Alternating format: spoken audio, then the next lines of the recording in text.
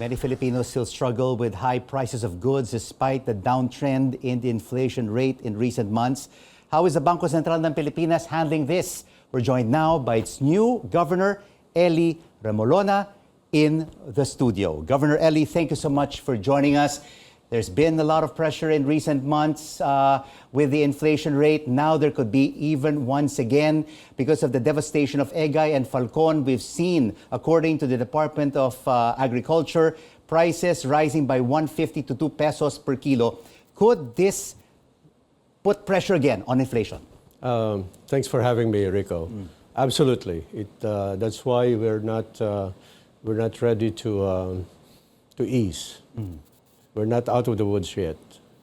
So because of these kinds of factors, supply side factors, we're continuing to watch the data, and we're going to be ready to raise if necessary.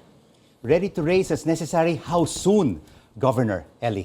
Well, as soon as August 17. That's our next meeting. By a quarter of a point I can't. or 0.5%? Depends on the data, Rico. It depends on the data. We're looking very carefully at the numbers. So far, inflation rates have been coming down. But as you mentioned, there's upside risks. And so we're not out of the woods. We're not out of the woods because not only internally, Governor, but also externally, news from India is not also helping after it banned exports of non-basmati white rice in an attempt to calm domestic prices. Yes. And that adds to the pressure.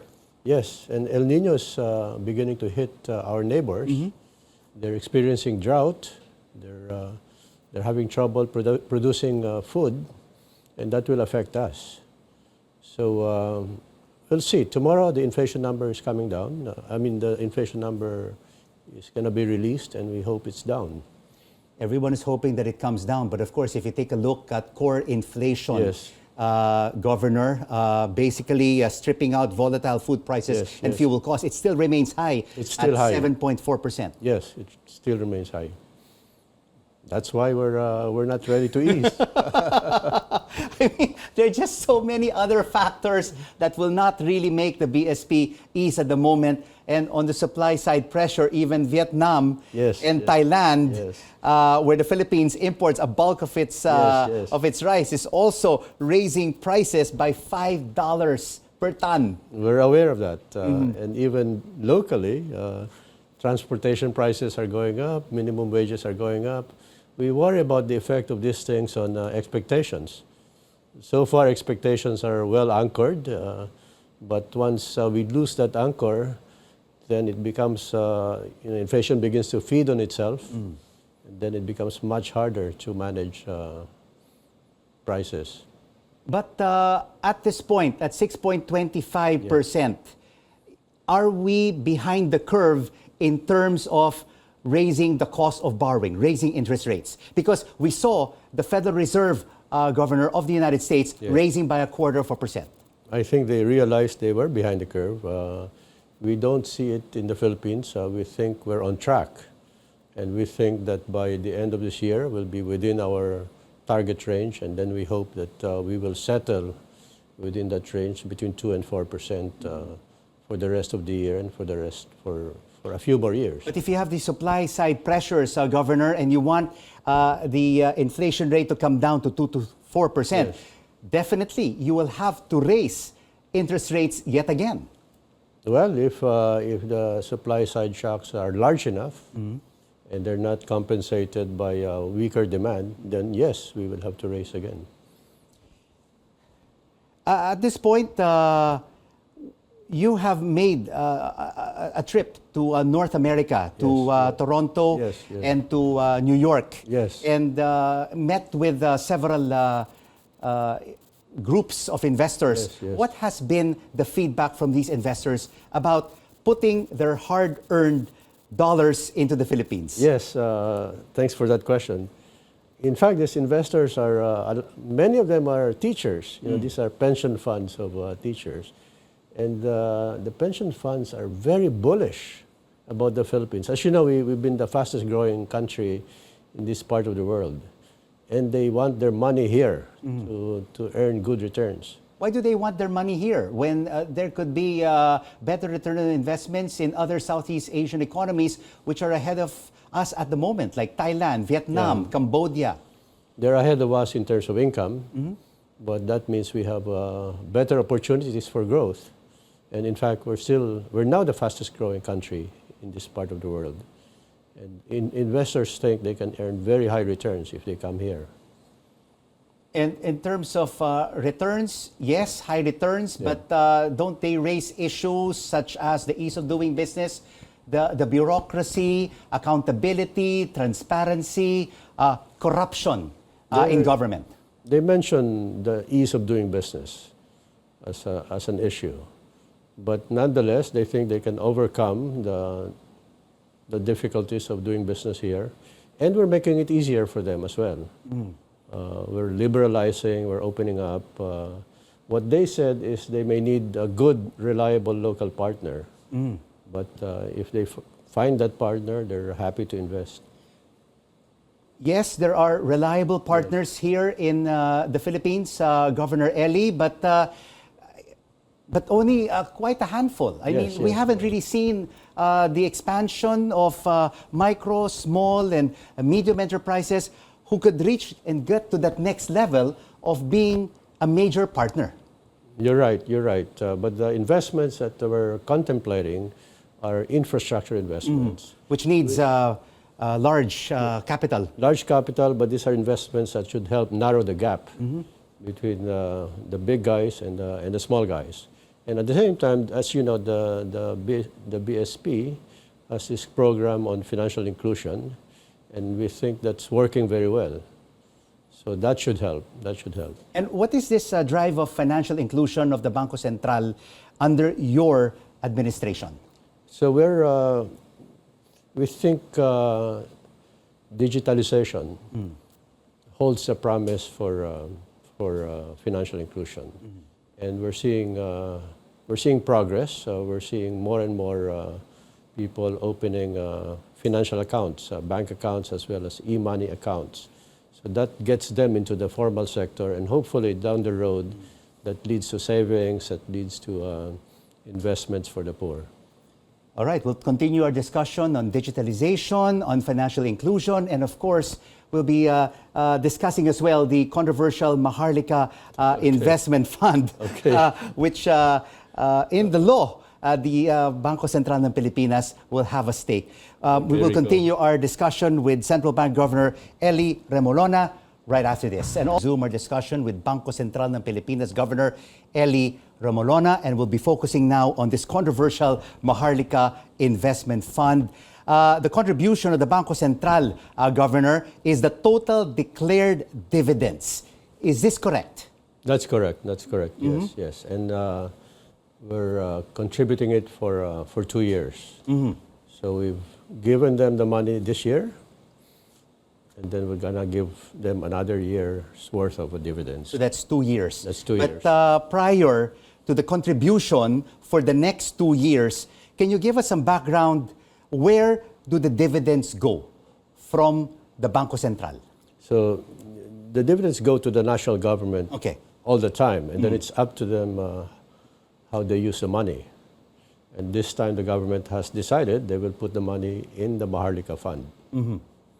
And Governor, won't dispensing the dividends over the next 2 years to the Maharlika Investment Fund weaken the financial standing of the BSP?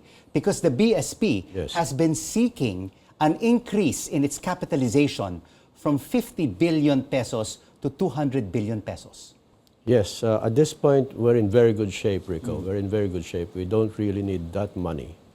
So we're not worried at all. We're able to do what we're supposed to do, even when we're paying the dividends.